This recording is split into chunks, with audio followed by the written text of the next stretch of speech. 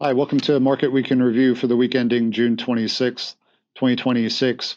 This week, three themes stood out to us across financial markets.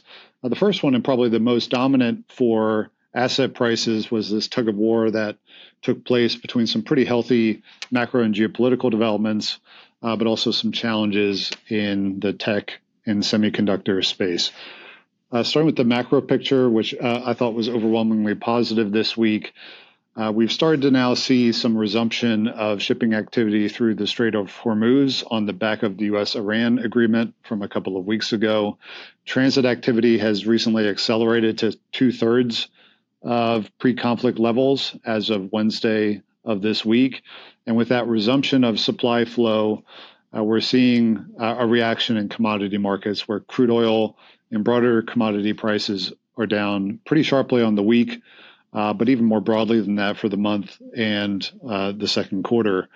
This decline in commodity prices is pretty important because it pulls back on one of the major inflation drivers and risks that investors have been grappling with here for the global economy now for some time. And so on the back of that, we've seen sovereign bond yields fall globally this week. Not only in the United States, but actually even bigger moves in the UK gilt market this week that were amplified by comments from officials that the country would likely stick to its fiscal framework, and that tone was welcomed by investors in the UK. We think this decline in inflation risk should also push back on the need for near-term central bank rate hikes. That's still an open question in financial markets. But supporting that view, this week we had a speech from FOMC Vice Chair John Williams, who indicated that he supported holding rates steady.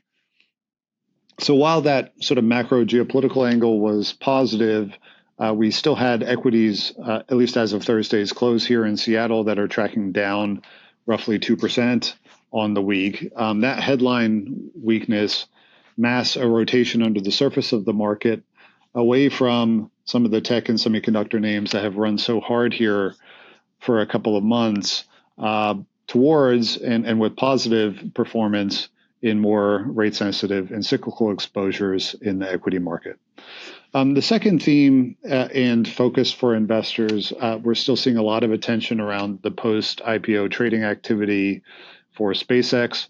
That stock closed on Thursday at $153 per share, which is pretty close actually to where the security opened after its initial public offering.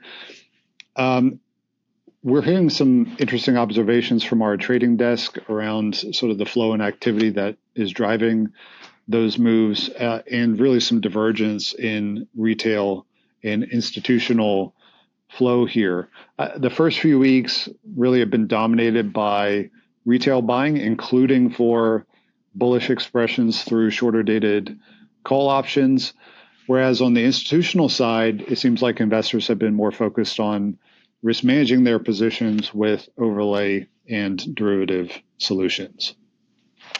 The third and final observation is actually looking ahead to this weekend. After the close on Friday, FTSE is going to be implementing its semi-annual Russell U.S. index reconstitution.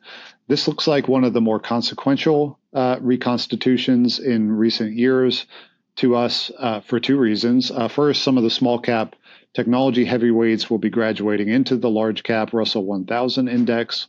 And then second, within large cap, several of the largest mega cap growth companies are going to be shifting into the value indices and reshaping benchmark composition for investors.